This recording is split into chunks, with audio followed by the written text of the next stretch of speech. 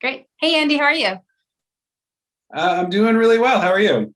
I'm good. Congratulations. In this film, you're reliving the same day over and over again, basically how we've been spending the last year for a lot of us. So have Yeah. you taken up any new passions and what have you been doing during lockdown?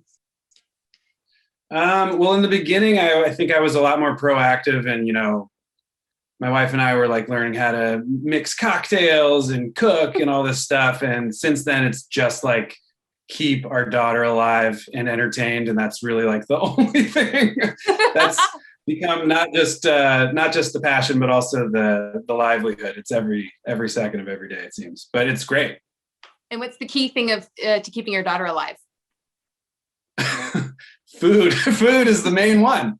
I mean, it's a trick question, right? You have to feed them, and then they have to get some sleep at some point. But other than that, they're just going to do whatever they want. Awesome. Thanks so much. Congratulations. Thank you very much. Appreciate it.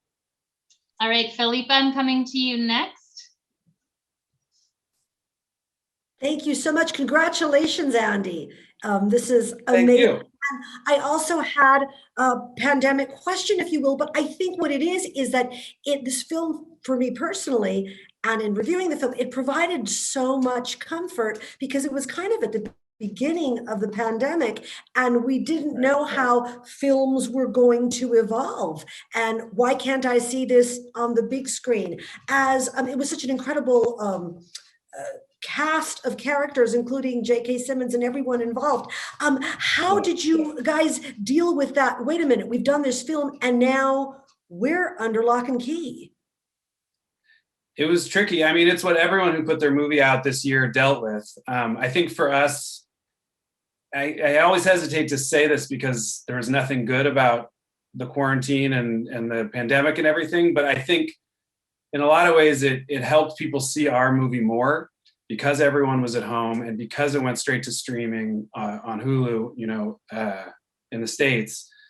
And it came out at this moment really where movies just started deciding to come out again. So it was like Eurovision and Hamilton and Us and King of Staten Island and like, the Charlize one on Netflix. It was like, we were like the first wave of like, let's see what happens when you put a movie out. And it turns out people were just sitting there waiting for new stuff. So I think in that way, we got noticed a lot more than we might have, which was really incredible for the movie. And I think the themes that the movie explores really did resonate with people because they were quarantined, and that helped it resonate a little bit more too. Thank you so much. Sure, thank you. All right, Francisco, coming over to you. Yes. Hi. Sorry. Hi, Andy. First off, congratulations on your victory. Really happy about it. The Palm Springs, the new twist and the whole repeating the same day, the loop general was awesome. So I wanted to ask you, when you sat down to develop the film, what were some of your inspirations regarding favorite movies on the whole repeating the same day loop genre?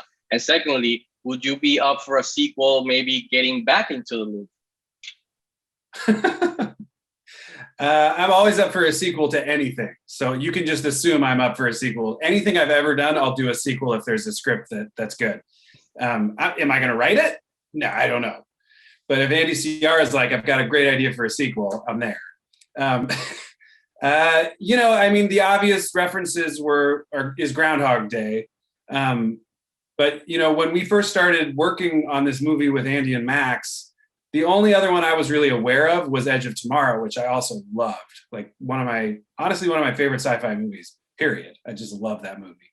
And then, we tried to keep those in mind as we were sort of like trying to make sure that we were, letting the audience know that we were aware that we're not like inventing this, that we're trying to take it into a new direction and take it maybe a step further even because we're all in the same viewing, experience together as people who watch everything. And during the time that we started developing it and then we got it greenlit, then Russian Doll came out. And that's, my friends who made that. And I watched that and I was like, oh man, this is good. Are we toast? And then we just kept pushing forward. And then, people were like, oh, like Happy Death Day. And I was like, ah, shit.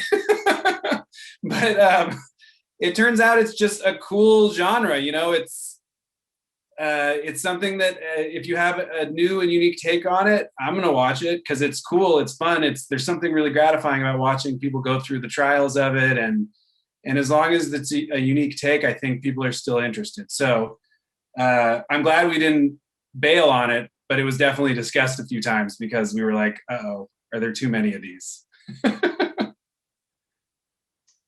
Thank you. And last Awesome. question, Dewey, coming to you. Andy, I wanted to toast your victory. I just want to say congratulations. Hey. I love that. How is it? I haven't had one. It's lovely, but the thing that I want to know about is there's one scene in the film that makes me laugh every goddamn time I see it, and it's the damn arrow scene. How many takes was it? And just give me some sort of scoop, because Jesus Christ, that's hysterical every time I watch it. Well, thank you. I will say when I first read the script, that was the moment that I decided I wanted to do the movie. So I think we're on the same page there. We probably did 5 or 6 takes. We kind of knew that we had what we needed pretty quickly. And, you know, there's a little bit of trickery in terms of getting the arrow in and all that kind of stuff so that, you know, you split the cut and that kind of thing. But generally speaking, it was like, we're out in the middle of the desert. I'm screaming at the top of my lungs. It's like 2 degrees. And, you know, Kristen and I are like rolling around on a boulder, and the snake wrangler's like, I can't see, there might be snakes. So it we're looked moving like pretty quickly. It looked like JK had too much fun shooting that arrow at you, man. The whole thing with JK, he from the jump, he texted me, can't wait to torture you. That's how he told me he was doing the movie. So I knew that he was going to lean into it, but that's fine because everyone knows I'm method. Thank you, Andy. That was really great. Yes, Awesome. thank you, Andy, so much Appreciate for your it. time. Congrats, and have a great rest of your night. Appreciate it. I'm glad I showered.